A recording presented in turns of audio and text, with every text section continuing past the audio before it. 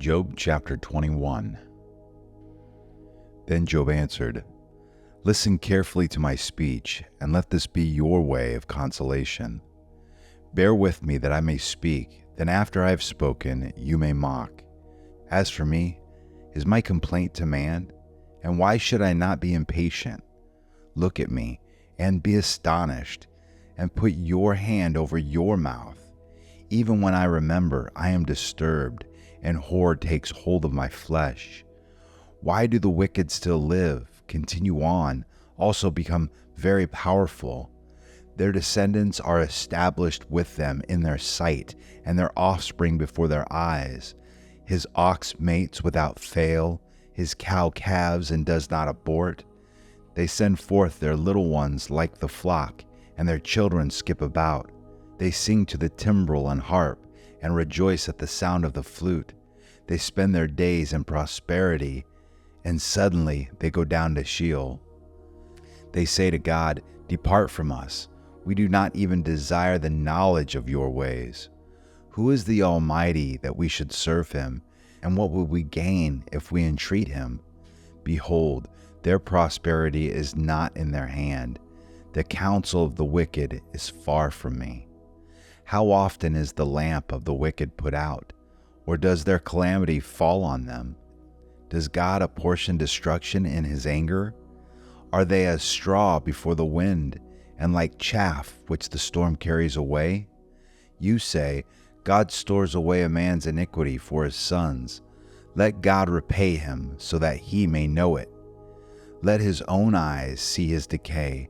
Let him drink of the wrath of the Almighty. For what does he care for his household after him, when the number of his months is cut off? Can anyone teach God knowledge in that he judges those on high? One dies in his full strength, being wholly at ease and satisfied.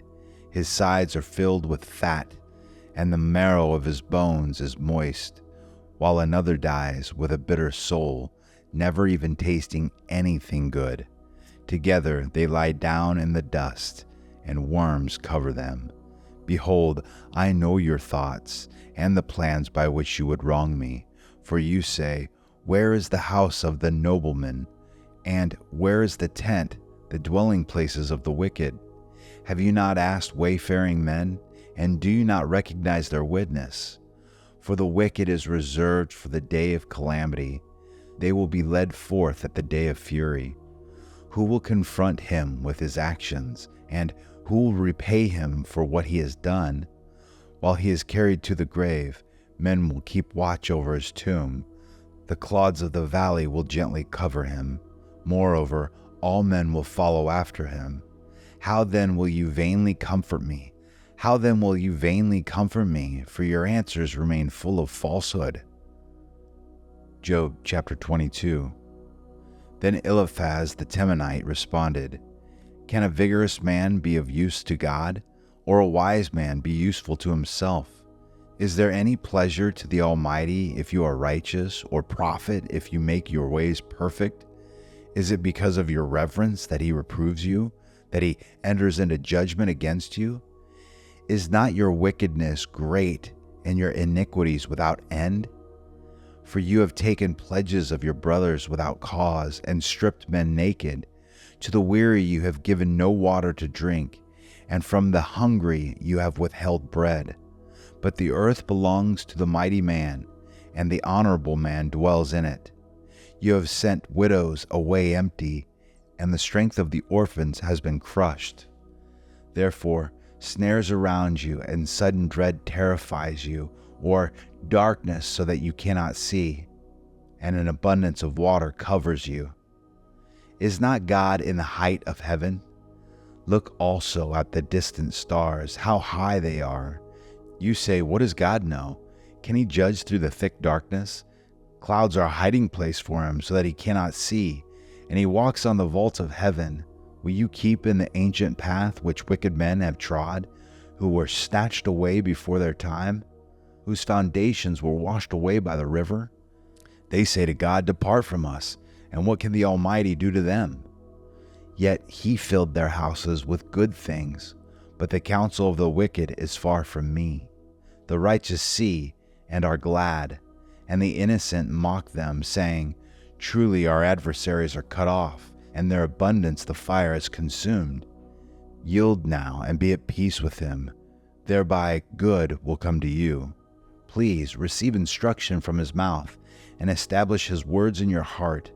If you return to the Almighty, you will be restored. If you remove unrighteousness far from your tent, and place your gold in the dust, and the gold of Ophir among the stones of the brooks, then the Almighty will be your gold, and choice silver to you. For then you will delight in the Almighty, and lift up your face to God. You will pray to him, and he will hear you, and you will pay your vows. You will also decree a thing, and it will be established for you, and light will shine on your ways. When you are cast down, you will speak with confidence, and the humble person he will save. He will deliver one who is not innocent, and he will deliver through the cleanliness of your hands. Job chapter 23. Then Job replied, Even today my complaint is rebellion. His hand is heavy despite my groaning. Oh, that I knew where I might find him, that I might come to his seat. I would present my case before him and fill my mouth with arguments. I would learn the words which he would answer and perceive what he would say to me. Would he contend with me by the greatness of his power? No, surely he would pay attention to me. There the upright would reason with him, and I would be delivered forever from my judge. Behold, I go forward, but he is not there, and backward, but I cannot perceive him. When he acts on the left, I cannot behold him. He turns on the right, I cannot see him. But he knows the way I take. When he has tried me, I shall come forth as gold. My foot is held fast to his path. I have kept his way and not turned aside.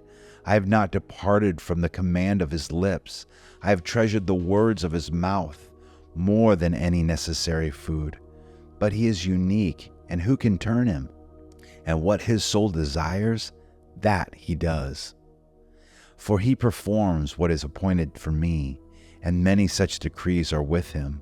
Therefore I would be dismayed at his presence. When I consider, I am terrified of him.